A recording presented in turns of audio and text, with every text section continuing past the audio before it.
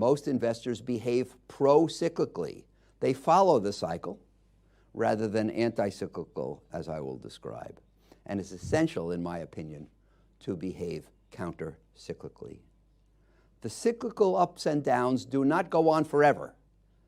Usually if they feel like they will. They feel like there's either a virtuous circle that will make things go well forever, or a harmful circle that will make them go badly forever. But usually that's not the case. Usually we have ups and downs.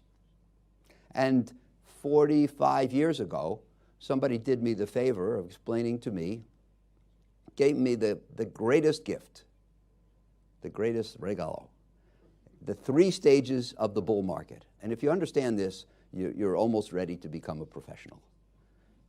The first stage, when only a few exceptionally bright people understand that there could be improvement. The second stage, when most people understand that improvement is actually taking place. And the third stage, when everybody believes that things will get better forever. So if you buy in the first stage, when most people don't see a better future, when there's very little optimism included in asset prices, you get a bargain, and you can make a lot of money.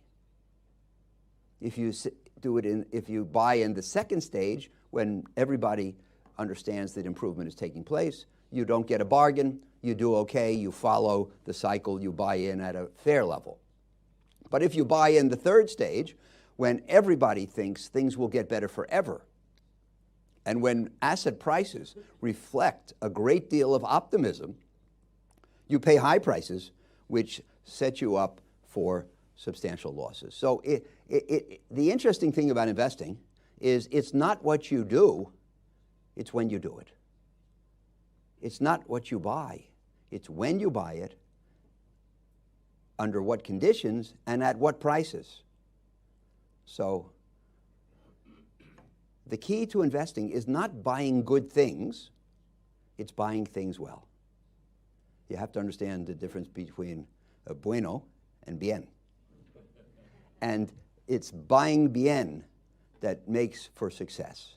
When I started at Citibank, which was 50 years ago this month, the bank bought the stocks of what were called the Nifty 50, the 50 best and fastest growing companies in America. Companies that were so terrific that it didn't matter what price you paid. That was the official theory. And they were selling at very high prices because they were such wonderful companies. And if you came in and you held them for 5 years, my first 5 years in the business, you lost almost all your money investing in the best companies in America. So buying high quality assets is not the key, because they were buying in the third stage. The key is to understand where you are and to buy assets in the first stage and be careful in the third stage. That's a big part of today's message. So it's important to practice what is called contrarian behavior and to do the opposite of what others do at the extremes, because the others are primarily wrong. There's a belief that things are safe when things are going well. Actually, that's the riskiest thing. The riskiest thing in the world is the belief that there's no risk, since this makes prices very high and sets the stage for bad experiences. We must sell when others are buying most aggressively and buy when they're selling most aggressively. And Buffett says it great, as usual. He says, the less prudence with which others conduct their affairs, the greater the prudence with which we must conduct our own affairs. When other people are unafraid and forcing prices high, we must be cautious. When other people are terrified and selling and pushing prices down, we should turn aggressive.